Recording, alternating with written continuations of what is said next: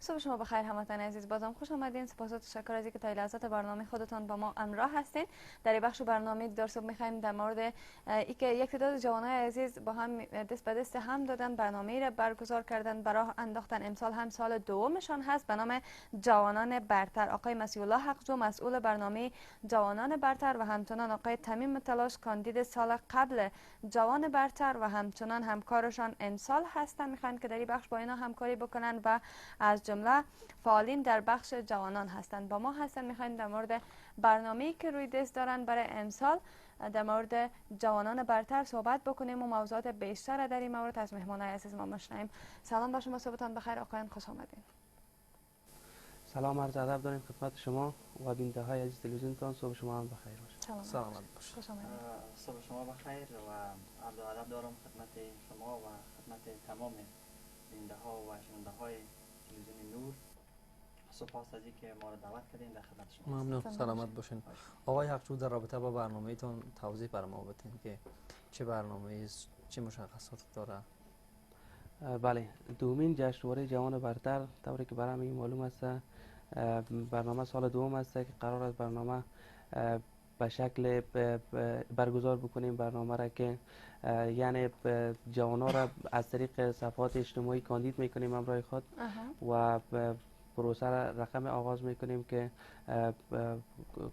جوانان خود کاندید کردن به مرحله رایگیری میرن. بعد از اینکه پروسه به مرحله بعدی یعنی رایگیری رفته که از طریق رایگیری از میان تمام جوانایی که خود کاندید کردن 500 نفر شارت لیست میشه. این همه جوانی که شارت لیست شدن بعد از شارت لیست شدن گذاشته میشن برای پروسه رقابت یعنی رایگیری.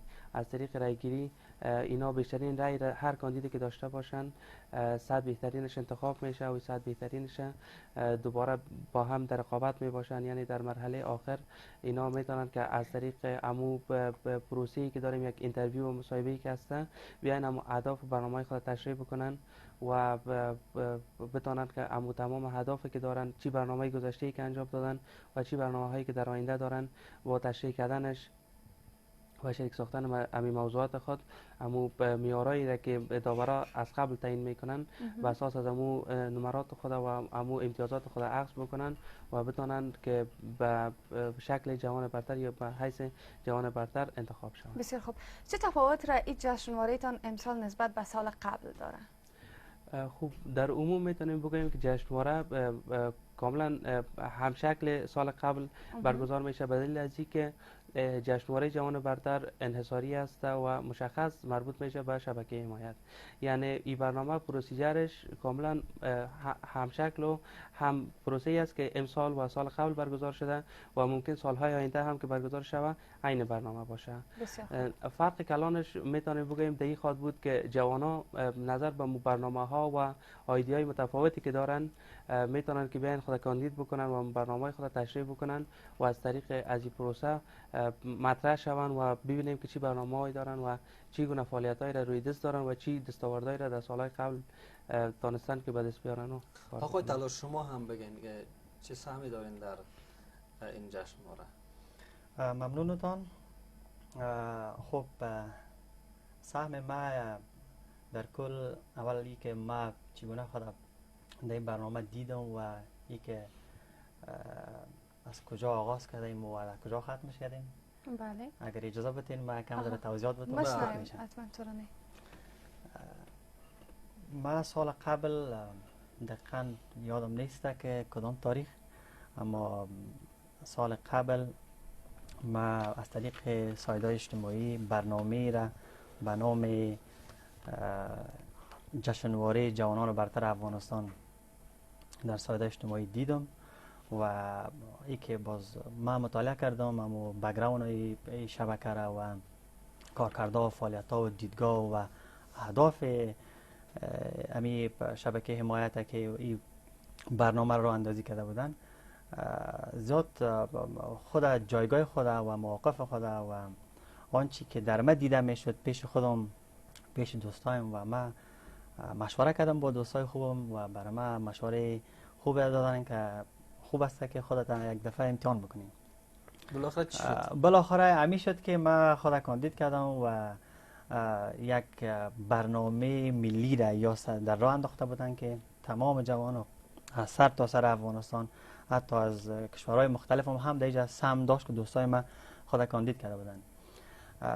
ما خود کاندید کردم و بیشترین رای که در سطح افغانستان اول یک دوستم گرفت، بعدش هم ما گرفتم و از طریق فیسبوک رای گیری میشد و ما تانستم که جایگاه دومی را در سطح افغانستان در بین جوانان برتر افغانستان از آن خود بکنم و ما آل در یک برنامه دومگی که امسال یا برگزار کردن و ما به یک علاقمندی خاص و ویژه از حزب رهبری و جناب کنشگاه که رهبری همین تیم به عهده داره، ما ازشان خواهش کردم که اگر لطف بکنین که ما رو هم عضو این برنامه ها بگیریم. چقدر میتونه تاثیر مثبت بالای جوانای عزیز ما، بالای کارکردهایشان داشته باشه و چقدر دیگه نهادها رو تشویق میکنن که به خاطر از اینکه جوانای عزیز بیاین داشته ها و دستاوردها و فعالیت های خود را با دیگران شریک بسازن، میتونه اثر مثبت داشته باشه و تشویق شود دیگه نهادها. خب در شک نیست که برنامه‌ای که در قسمت جوانان در هر کشور گرفته میشه، بخصوص افغانستان که 3 دهه یا 3 دهه بالاتر ما جنگ دیدیم، بله. نیاز مبرم است که هر نهاد، هر سازمان و هر فرد که امکانات مالی را داره خوب است که در قسمت جوانان، در قسمت رشد و توسعه و همبستگی جوانان کار بکنن که تا جوانان ما از اون بدبختی ها و نابسامانی هایی که در گذشته دیدیم ما و تا به حال را یعنی ما به جایگاه بسیار خوبی رسیدیم و یعنی همچون برنامه ها در قسمت راه اندازی رشد توسعه جوانان از دید ما، از نگاه ما که یک جوان هستم که امروز تحصیل کردیم و میدانم که چقدر تاثیرگذار است و میدانم که چقدر جایگاه خوبی را در قسمت رشد و تعالی و همسویی و همفکری و آینده نگری جوانا داره. به فکر من تاثیر مثبت داره در قسمت رشد جوانا. شما بگین آقای افشو، کیها با چه شرایط و با چه معیارهایی میتونن نامزد جشنواره شما باشن؟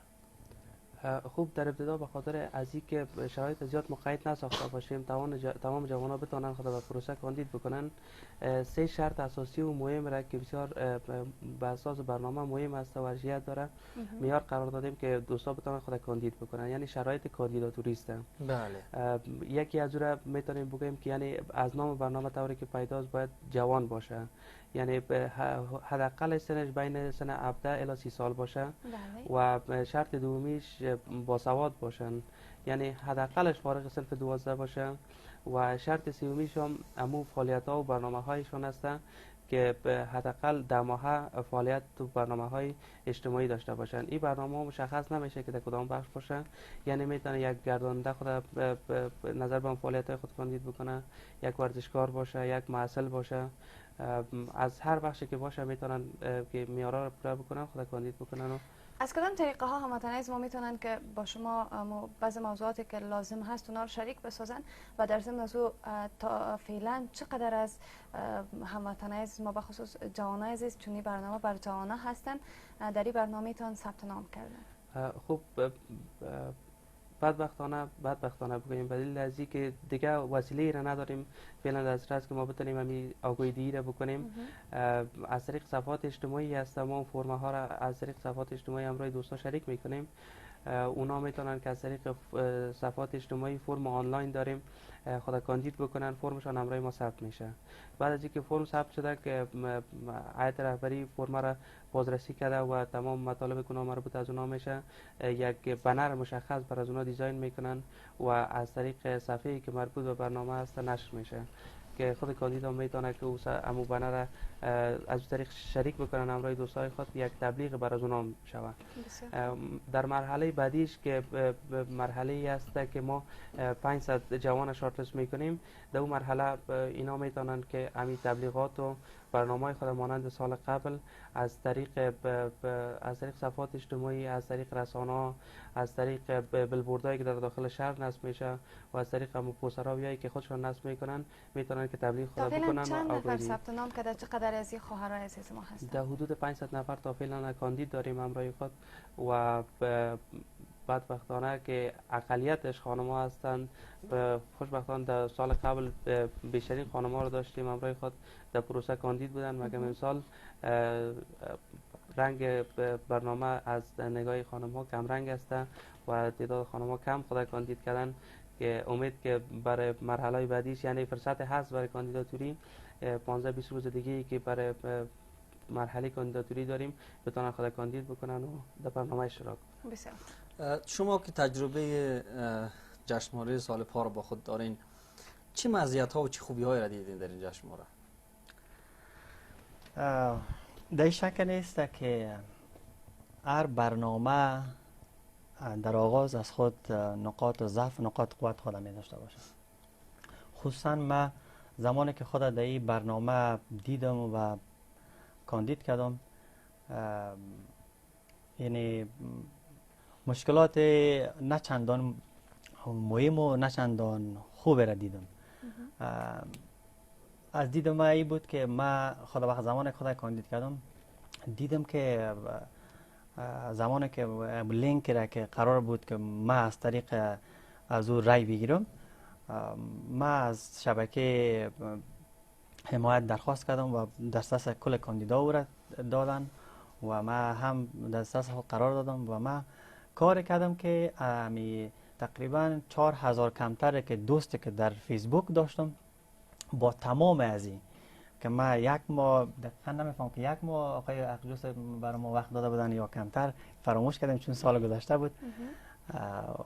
من تقریبا یک ماه کمتر زیادتر من کمپاین کردم به خود و با تمام امی علاوه از این که من از طریق چیز شیر میکردم و با تمام امی دوستا و رفیقای میره از طریق اینباکس برشون روان میکردم مسنجر و وابسته از طریق اونمو بر من رای میدادن و در شک نیست مشکلات زیاد را دیدم. حتی خودم میرفتم پیش دوستایم رفیقایم خودم از طریق فیسبوکشون گاهی اوقات میگفتم خب اگر ارزش دارم خب پس برای من رای بدین، اگر ندارم اینطور نیست، تحمیل نیست و لطف کردن رای دادن و ما مقام دومگیر در سطح افغانستان از طریق رای فیسبوکی ما گرفتم. بسیار خوب.